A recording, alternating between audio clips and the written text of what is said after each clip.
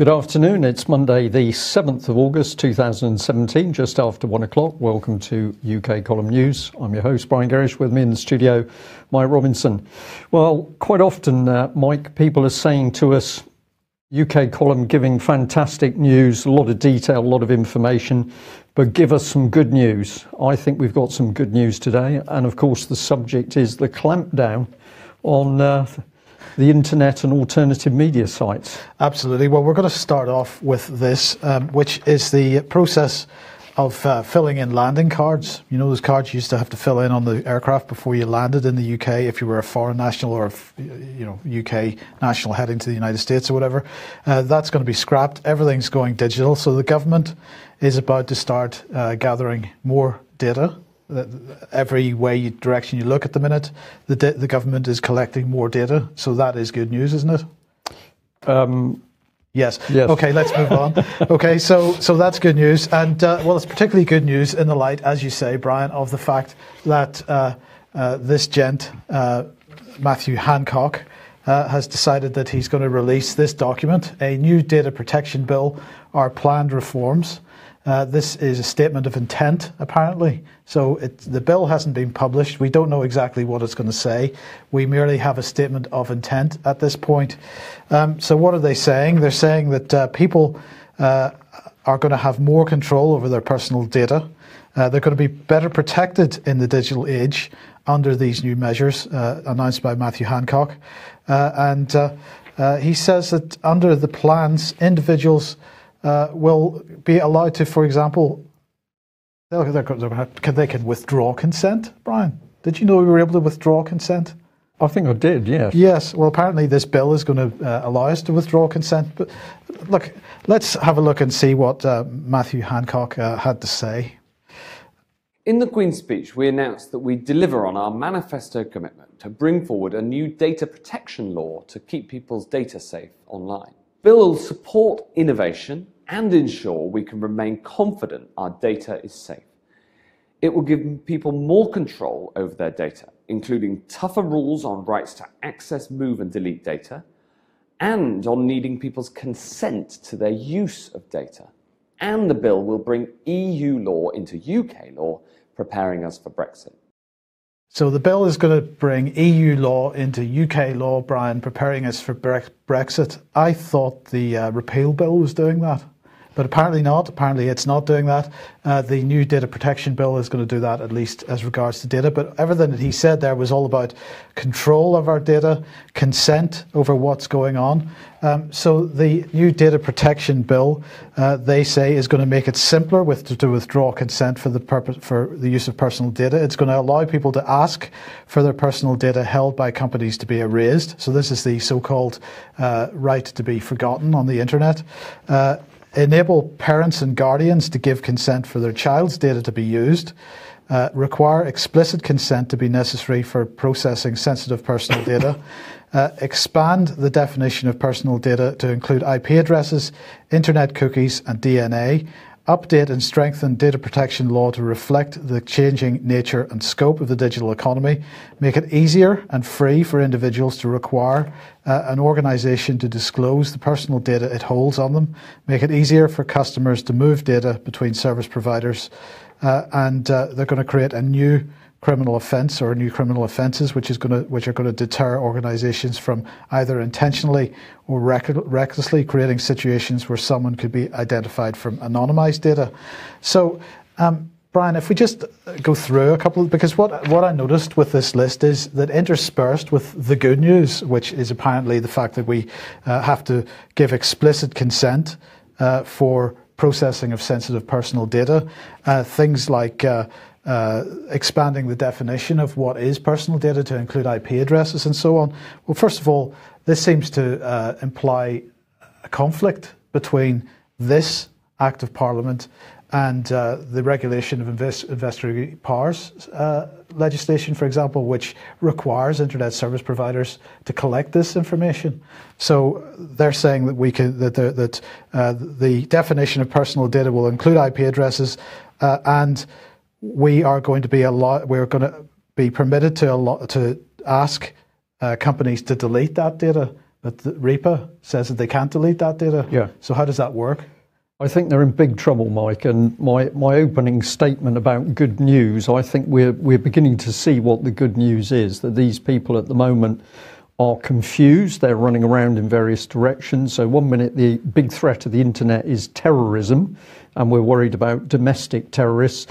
Now suddenly the language is all switched to the fact that they're going to do everything they can to respect our consent and remove data when they've already introduced laws for the collection of that data. I think we're watching chaos, and I think this chaos is arising because of the success of people using the internet to research and expose what these idiots are really up to. Right. So there's that kind of conflict going on there. But then number 3 here, enable parents and guardians to give consent for their child's data to be used. Now, that wasn't permitted before.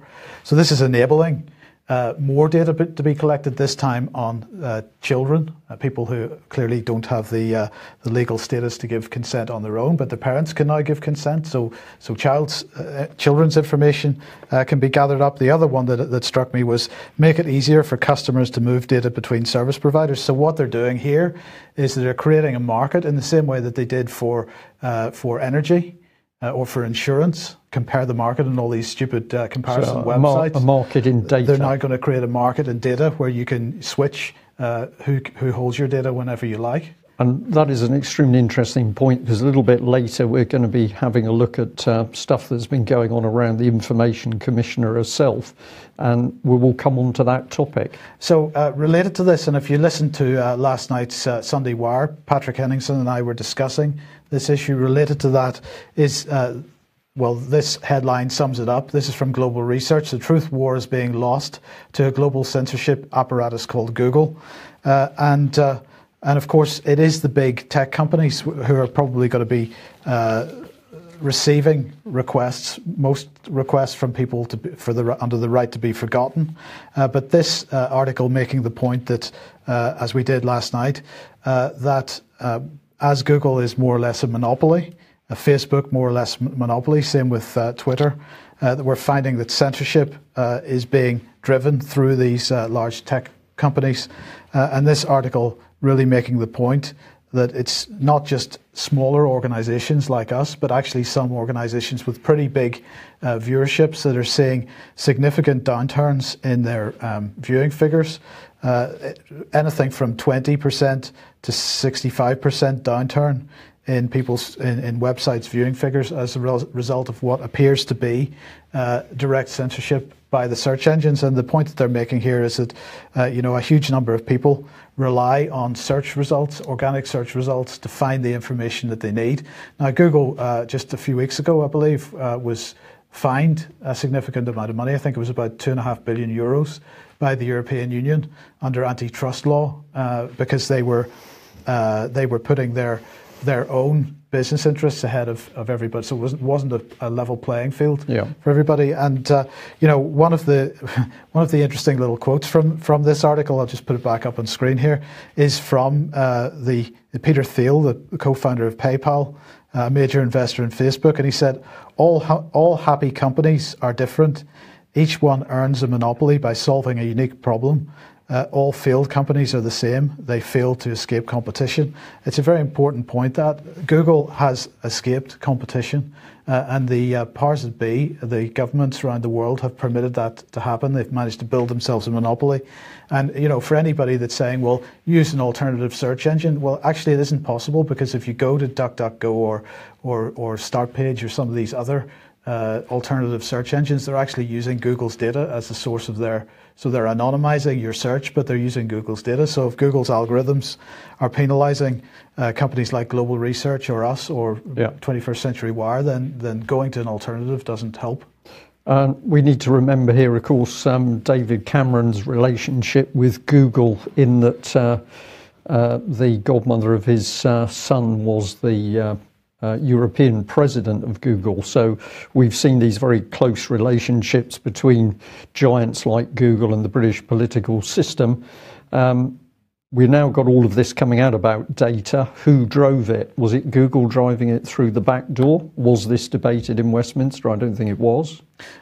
No, I think the point we made last night was that this is being driven from government through the tech companies, and we have to go back to David Cameron's United Nations speech about so-called extremism to see where the source of this is. Right. Well, let's have a look at what the BBC's been reporting on the subject. So this is the same headline, but it's been changing, indeed changing this morning while we've been preparing the news. So UK data protection laws to be overhauled, and one image you would have found on screen is targeting Facebook, I think, and the other one has got Dell. Presumably that's either delete or it's Dell computers, which is a bit unfortunate. But anyway, there we are. The BBC is right into it. And why are we interested in the headline? Well, if we read in through the article, we come up with the Information Commissioner herself, Elizabeth Denham. And she said that we are pleased the government recognises the importance of data protection, its central role in increasing trust and confidence in the digital economy, and the benefits the enhanced protection will bring to the public. So this is all good news, Mike. They're saying it's all about benefits, it's all about protection, it's all about boosting the so-called digital economy. And as you've just pointed out, we need not worry because we can always withdraw our consent, in which case Google will do everything we ask. Yes. Yes. Okay. Well, Elizabeth Denham, very interesting lady, Canadian. And is that significant? I believe it is, that we suddenly bring in a Canadian into this very powerful position. We've already got Mark Carnage in the Bank of England from Canada, so it appears that we're not good enough to run the country ourselves. We need to bring in people from overseas. And this lady is so good that she's won an award from this organisation. In fact, I'll restate this. She's appeared on their list of the most powerful data processing people in the country. So she's here top right, in third position in this particular assessment. But very interesting to see that the most powerful man, according to this organisation, is Andy Day, Chief Data Officer from Sainsbury's. Absolutely. So we're bringing in the supermarkets, who are the people who have actually got the immense power in the country around data, but there's also Unilever. They've also got Stephen Dedman, a little bit unfortunate, Global Deputy Chief Privacy Officer of Facebook, James Morgan of British Gas. So I found it interesting that the Information Commissioner, that we would expect to have some detachment from the heart of companies making money out of data, is in a figurative sense in bed with these people. And it isn't just a question that they've said, we think you're a good egg and you're doing a good job, Elizabeth. No, she's up on their site, and she's got quite a lot to say here. She says that before her appointment as the UK Information Commissioner, she held senior regulatory positions in the field of information rights in Canada. She also served as Information and Privacy Commissioner for British Columbia, so that's good. Assistant Privacy Commissioner of Canada in Ottawa, responsible for enforcing Canada's commercial privacy law. So we know which side of the fence she was on there. And she started her work in the Office of Information and Privacy Commissioner in Alberta, where she served as Director of Enforcement. So here she is boasting of her powers with a whip, really, to keep people under control. But she's Canadian, and somehow she's brought into the country. We'll come on to that, but let's just follow through on how this Data IQ award system works. And I just wanted to flag up some of the people making the decisions. So we've got Kate Tay, Group Legal Director of The Telegraph. We've got James Morgan of Sainsbury's. We've got a Mark Chipperfield, Head of Data Management, BBC. More on him in a minute. Stacey Max, Tesco, Boots, Royal Mail, Dyson, EDF, and Channel 4, And down at the bottom, we've got a bank. Yeah, but hold on a second. Didn't you say that the person in the number one position was the chief data officer for Sainsbury's? Yes, I did, yes. And so Sainsbury's is represented on the panel of judges? Well, the panel, I believe, changes, and it's not quite clear who the people were on the panel at which particular time. So I think we're giving an illustrative look at who's who here. Right, okay. But it's absolutely fascinating if we just spend a little more time. So here's the lady herself. And of course, we now know that she's quite well connected with Data IQ. Who is Data IQ? Well, we had a little look, and in fact, they are IQ DDG Limited, and that is being run by two particular individuals. We've got Peter Anthony Geldes here. It's two Pauls, there's your name. Sorry, yeah, no, that is correct. I'm sorry, Peter Anthony Paul Geldes and Adrian Charles Gregory. Now, they've got a number of different companies to do with data. So the people running Data IQ are themselves making money out of the control legislation around data or the sharing of data. And of course, they put together the selection team to choose and promote winners across the country, including Elizabeth herself. But I found it fascinating that we did have Mark Chipperfield, head of data management BBC, as part of that team. And what's his role? His role is actually making sure the BBC gets its full lump sum on TV licensing. So he boasts on the Data IQ page that his job is to make sure that everybody pays for their TV license. Good. None of that, of course, is declared by the BBC in reporting in their report on the Information Commissioner and the change in the data laws. Yeah. So this again is two-faced reporting by the BBC. They've got an interest, but they don't tell you that interest in their own reporting. And if you'd like to know more of this man, well, here's some of the details. We just better label him BBC, of course. But down at the bottom, he says, in every year he worked there, the BBC has been facing challenges to its 3.6 billion income from the licence fee. Ensuring it collects the maximum revenue in the optimum way has seen Chipperfield oversee the work of identifying the small percentage of people who will not pay for the right to watch TV. So you got to pay for your rights, Brian. We got to pay for your rights. So there's no you may opt out if you want to here. Many people like to opt out. So this is very aggressive language, and this man is clearly spying on people who he believes are not paying the TV licence. Yeah. So there we are, the BBC figuratively in bed with the Information Commissioner. But let's bring her back in, and we'll go down a different route. So there's the panel. And one of the people on this particular selection panel is Brian Price from Aldermore Bank. If you haven't heard of those, we did a little bit of work as to where the money's come from. A few tens of million from Goldman Sachs, Anacap Financial Partners, that'd be a hedge fund, yeah. Mike, I would think. Honeywell Capital Management. Hedge fund. Hedge fund, but also with a Honeywell label. I would imagine that this is pretty close to data.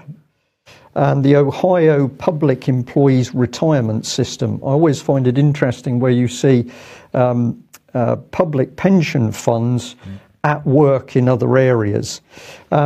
Where can we go from that? Well, it gets fascinating because we found this lady, Danuta Gray, Senior Independent Director and Non-Executive Director of the bank. Why are we interested in her? Well, because that links her straight back to the British government.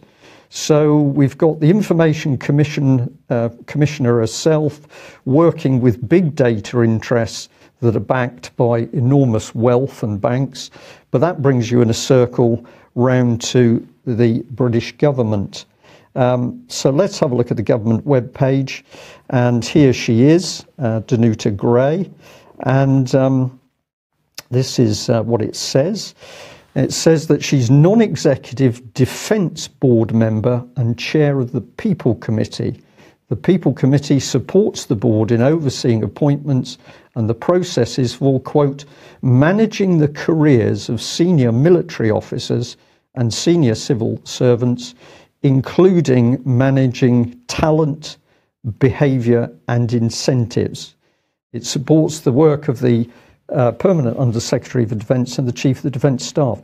This sounds like something out of the Soviet Union, the People Committee. So this used to be called the Appointments Committee, and in 2015 it was renamed the People Committee. But isn't it staggering that they are managing the talent, managing the behaviour of senior British military officers, and of course they're managing incentives, so the incentives will help manage the behaviour, right?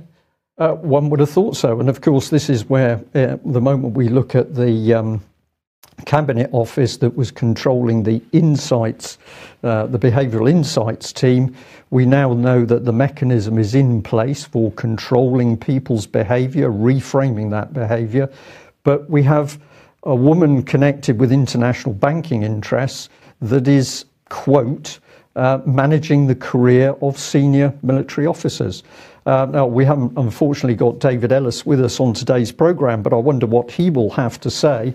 I'd also like to know what senior military people would say.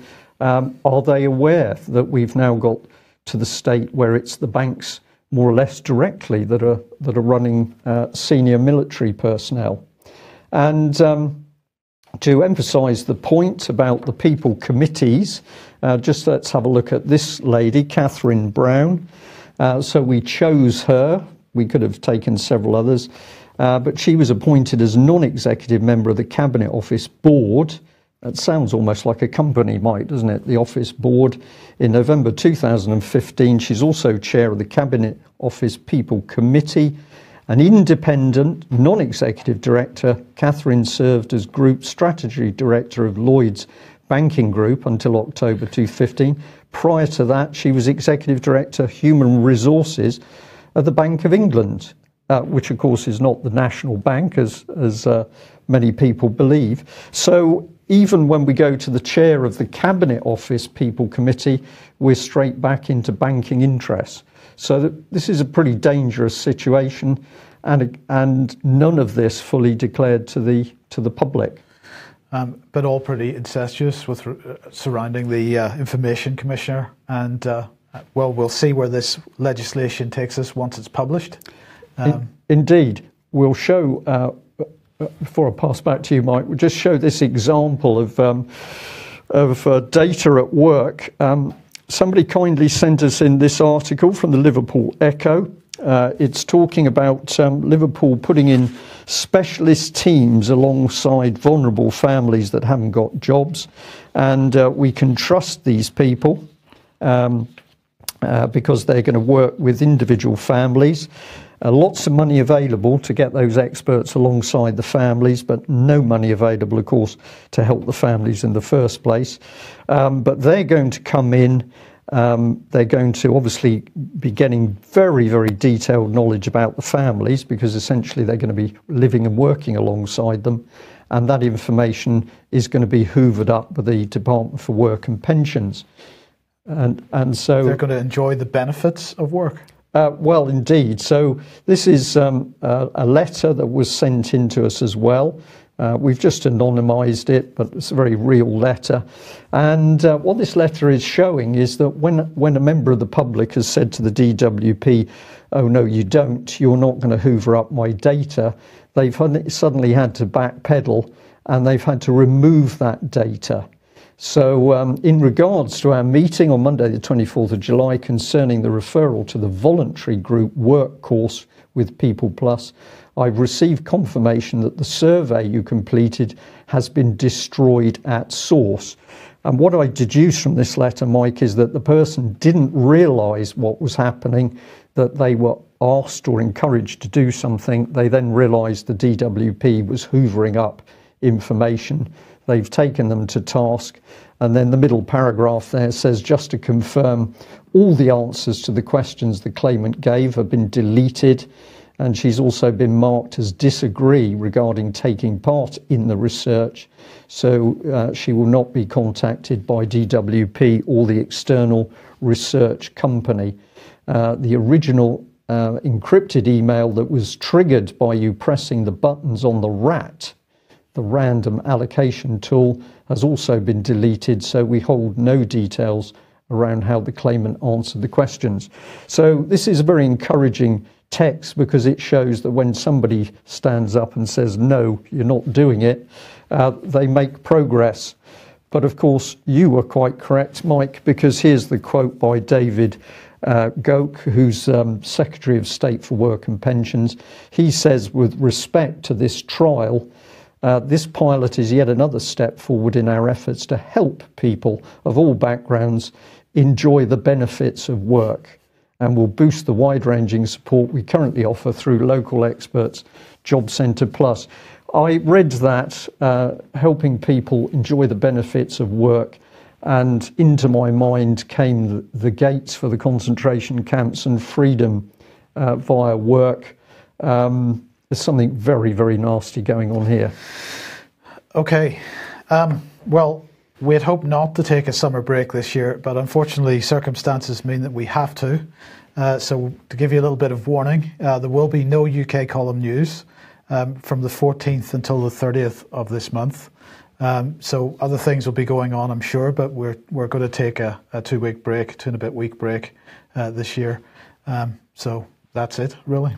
That is it. And we will be back, and we will be on the case of UK news subsequently. Absolutely, and we should mention that because that, unfortunately, that period falls over the normal time for our monthly meeting, there'll be no monthly meeting this month in the George. So please be aware of that as well. Mike, I'll just add, seeing the aircraft there reminds me of my flight to the States last year, or the year before, whenever it was. And of course, I did get one of those questionnaires on the plane, which asked me if I was a terrorist or had ever been a terrorist. And it also said that any questions about the immigration procedures, be sure to speak to the helpful Homeland Security people, which I did. That was very badly received indeed, but I was iris scanned and warned that if I didn't shut up, I would likely be on the next plane back from America. So if anybody is not sure as to how this thing is building at the moment, that was probably a very good example. Yeah. Okay. Well, good news, Brian. The Northern Police Investigation Centre has opened. Do you know what a police investigation centre is? I believe it's nothing to, this is my guess, Mike, it's nothing to do with the police. I think this will be staffed by civilians. This is a very good point. So the Home Secretary has opened the new Police Investigation Centre in Hampshire. And she opened it over the weekend, or just before the weekend rather. The centre forms part of the police force's plans for modern facilities to help support the work of officers across Hampshire. This is what Amber Rudd had to say. Police officers and staff in Hampshire and across the country do a fantastic job keeping us all safe. Crimes traditionally measured by the Independent Survey for England and Wales have fallen by more than a third since 2010. I am really pleased to open the new investigation centre in Basingstoke, because having modern facilities is in the right locations means more officers' time is spent where it matters most, on the front line, doing vital work to reduce crime in our communities. So there you go. Well, apparently this centre is going to provide a secure environment and has been designed to enable people to be processed more effectively, so frontline police officers can return to duty quicker. So basically they waltz in with their recently arrested victim and they pass them over to, I suspect, as you say, private staff, where they're then put into these delightful custody suites here that you can see on screen. And of course that's a computer model, that's not the real thing. There are no pictures from inside just at the moment. Goodness knows what. There could be, handcuffs, attached to the walls for all we know. Well, one thing we do know, Mike, is that Melanie Shaw, who remains in solitary confinement, is certainly not in a cell that is that big, or a custody suite that's that big. Well, indeed. So the building is going to have 36 cell-secure facilities to accommodate approximately 350 investigators and related teams working on a shift basis. Now, the key point here is The buildings have facilities that support a centralised investigation hub with investigators and specialist teams working together in the same space. What it doesn't mention in that sentence is the word police. There's no word policeman or police officer. So we don't know what type of investigators these are. We don't know what type of specialist teams they are, but apparently this way of working with different teams sharing the same space means more efficiency and offers quicker handovers for arresting officers. And then they said the new centres have been created to in part reduce the amount of time frontline officers spend in custody suites, that is. There are considerable benefits to the community in relevant teams sharing the same space within one building. So they keep reiterating this point. This again comes back to this multi-agency approach, but in this case, I suspect it's more a mixture of public and private agencies rather than public agencies coming together. Everybody integrated together, so there's no separation of powers within the public sector or with the public sector and the commercial sector. And if you look at the frequently asked questions for this, the one that really caught my eye was, is the centre a police station? And the answer is, an investigation centre is not a police station. However, there will be a property centre attached to the main building with a front counter for any property-related inquiries. So That's all right. I had to chuckle at that point. I did have to chuckle. Yes. It's not a police station, and don't worry about what we're doing here, because if you've lost a bit of clothing, you can come to the front desk. Yes, and get it sorted out. So there you go. I don't get a warm feeling from this, Brian, and this goes beyond just having modern facilities. Well, and the other thing, of course, that will be integrated with this is the mental health teams, and therefore you have integrated the psychiatric system. And we know from numerous examples now of people being put into that psychiatric system if they're causing trouble for the British state. Yeah. Well, speaking of trouble for the British state and sticking with policing, the Express and Star here from the Midlands is making the point that West Midlands police are to end up with 800 extra taser trained police. So, you know, anybody outside the UK may be more used to having police armed in some capacity. But in Britain, of course, we have always had a tradition of unarmed police. But police are being armed more and more. And in this case, we are adding 800 extra taser officers to West Midlands Police. That brings the total up to 1,400. So that's more than a doubling. Yeah. Well, this is arming the police a step at a time, isn't it? Because, of course, Absolutely. The taser is a lethal weapon, and anybody who thinks it isn't is grossly misguided. Have a look at the overall deaths from tasers. Have a look at the initial report done by the doctor. Can't remember his name, but he was from Birmingham Heartlands Hospital, where he listed at the end of the report all of the ways in which a taser could produce a serious injury or death. So it's bringing tasers as something which is sort of relatively insignificant, and then drift in the armed police on top. And we reported a week ago that the National Police Chiefs Council is already debating the need to have Britain's police fully armed. Well, and in fact, in this case, they also mentioned the fact that the tasers that they're using are going to be upgraded from single shot model to a dual shot model, so this avoids them having to reload in between, because they're complaining that the original taser had a 60% failure rate. So now they're getting a dual shot, so that if one fails, they can fire the next one. Yeah. That's nice. Presumably the taser company still makes the profit, even though the thing is defective. Well, if that's the situation, we're arming Britain's police. I find this a very amusing headline. Express revealed plans for EU Army, Navy and Air Force deployable without national MP's approval. It's like this is a scoop by the Express, but of course the UK column has been warning about this for years. Yeah. I was going to say months, but of course it's years. But the article itself, what's it got to say? Well, it says that a dossier compiled with the Liberal Aldi grouping, I don't know whether that's a play on the supermarket, it's got an E instead of an I, but it's headed by Brexit negotiator Guy Verhofstadt, and it's calling for EU integrated military forces to intervene on behalf of the bloc across the globe. So it says that Brussels needs autonomous military capabilities with their own budget under the direct command of the EU, and it will wear the EU ensign into battle.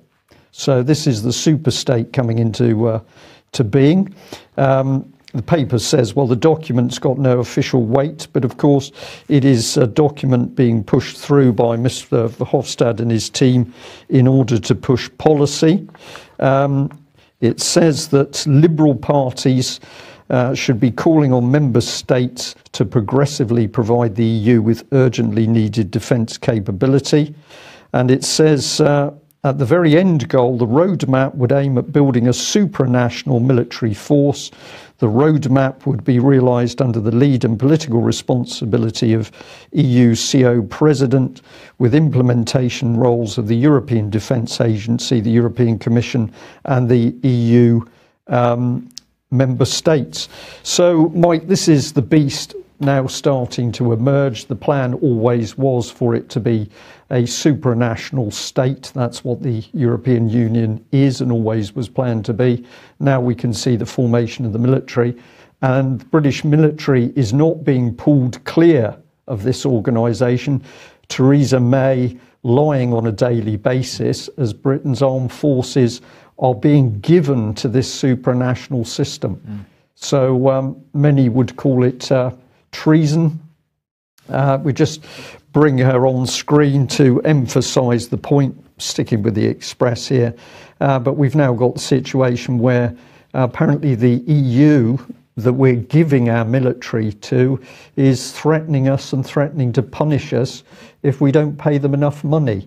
This is part of the hype and rhetoric to get us to believe that Theresa May is actually doing something. We would say she's lying and continues to lie over Brexit. Absolutely, absolutely. Well, really good news, Brian, because the HMS Queen Elizabeth Carrier has been so successful in its sea trials. It's heading into Portsmouth within the next 2 weeks. Now, they don't know exactly when it's going to go to Portsmouth. It's going to be sometime in about 2 weeks, because weather conditions mean that the exact date of the historic moment is yet to be confirmed. So what did Michael Fallon have to say? He said, in just 2 weeks' time, the most powerful warship ever built for Britain's famous Royal Navy is set to sail into a proud new home in Portsmouth, where we'll skip the deployment bit and turn it straight into a museum. Well, of course, he didn't say that last little bit, did he? But, he is hoping to have 3 F-35s on board by next summer to start flight training. So 3 F-35s, yeah. In order to dominate the globe. Yes. And this aircraft carrier is to be sent to the South China Seas to intimidate the Chinese. Yeah, but with 3 aircraft, or no, I don't think so. So when they're in a position to actually intimidate the Chinese, is sometime between 20 years and never, I guess. Yeah. But apparently this 65,000-ton aircraft carrier is going to be the flagship for the next 50 years. But the other thing that interested me about this, Brian, because I hadn't come across the name before, was that these aircraft carriers are being delivered by the Aircraft Carrier Alliance. So here it is. There is the Aircraft Carrier Alliance. It's got an F-35 on their website. They're very proud of it. And these are being delivered by the Aircraft Carrier Alliance, a unique partnering relationship between BAE Systems, Babcock, Thales, and the UK Ministry of Defence. And so, I hadn't come across it before, but it goes beyond being just another public-private partnership, because this is the integration of... Well, this is the procurement arm of the European Union, but it's been done very cleverly, because the initial partnership, of course, was with the French. So Thales is in there as the French component. This is the creation of a full unified EU military, which includes the weapons systems and the Treasury and the procurement, as we're seeing with the procurement of this carrier.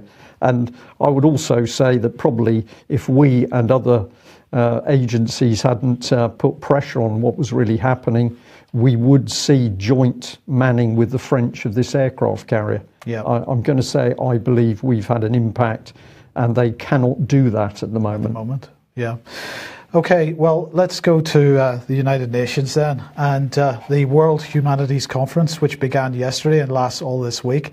It's all about challenges and responsibilities for a planet in transition. Did you know that we were a planet in transition? Who's driving this transition? What is the transition? These are questions that spring to mind. But what is the main focus of this World Humanities Conference? Well, it says Liège will host the World Humanities Conference from Sunday the 6th to Saturday the 12th, co-organised by UNESCO, the International Council for Philosophy and Human Sciences, and the World Humanities Conference Foundation. This Congress will gather about 1,800 participants from all over the world, working in the fields of science, politics, art and communication, as well as representatives of international, governmental and non-governmental organisations. The title of the conference is World Humanities Conference, Challenges and Responsibilities for a Planet in Transition. And you look at the details of the agenda, and it's all about mass migration, global migration, and breaking down nation states. So cultural identities, cultural diversities, and intercultural relations, a global multicultural humanity is what they're aiming for, a global multicultural humanity. So they're talking about interdisciplinary approaches to cultural identity and its components, cultural identity and the diversity of dynamic perspective, diversity in dynamic perspective, internal analysis of interculturalism, dynamic analysis of interculturalism, and so it goes on. Then they have a whole section on borders and migrations that begins with a conceptual analysis. And then they have a section called Borderscape, Borders as Organisation of Space, Tracing and Marking. The dynamics of international migration, they're going to have a session on. And they're going to have a session on migration, culture and values. And then they'll have a session on the humanities in a changing world, what changes the world and in the world, what changes the humanities and in the humanities, whatever that means. And they're talking about digital worlds and the new research landscape and digital everything. So, but the main focus of it, global migration, breaking down national homogeneity, breaking down nation states, breaking down borders. And that, of course, was the policy being pushed across by Peter Sutherland. So when we look at the migration from Europe, this is planned. This is not ordinary people on the move out of their own interest. This is actually planned and orchestrated. And then just to finish, I wanted to mention Oliver Stone, because he's posted a very interesting post to his Facebook page. He says, Congress passed its beloved Russia sanctions last week by a vote of 419 to 3. The Senate followed with a vote of 98 to 2. Can we not even accept the possibility that perhaps our intelligence agencies are not doing their job and maybe, just maybe, are deliberately misleading us to continue their false flag war against Russia? A brilliant statement. Rather surprising from somebody like Oliver Stone, but perhaps not. For that matter, that Russia itself may not be that invested in screwing up our vaunted democracy with such sloppy malware as claimed, especially in view of the strong statement put out by veteran intelligence professionals for Sanity, a group of reform-minded veterans throwing a dose of acid on the infamous Brennan Clapper report of January the 6th, 2017, and so it goes on. I just wanted to mention it and suggest that everybody has a read of the full text, because it's extremely interesting. He makes some fantastic points, and it should be shared probably. Yeah, excellent. Well, I'll just say that I think I confused, in commenting on the carrier, I may have confused some of our audience today in saying 3. I was referring to the F-35 jets, 3 F-35s to go on board the carriers. Initially, in 12 months or so? In 12 months or so, to be fully operational by 2020 or so. 2 carriers, of course. Just clear up that confusion. And the other thing is that in our chat room, somebody's pointing a finger very heavily at the UN and UNESCO in particular. and of course pointing out that if you look at where the funding is coming from for these EU world global policies, then you are coming to people such as Soros and the Rockefellers and the other big banking interests. So the United Nations policy we know is coming into UK straight in at local government level without going anywhere near Westminster. Where does that policy come from? Paid for by the international banksters. Well, we'll leave it there. Thank you very much for joining us. We'll be back at the same time tomorrow. And don't forget, UK Column will be away for 2 weeks from this coming Friday. Thanks for joining us. Bye-bye. Bye-bye.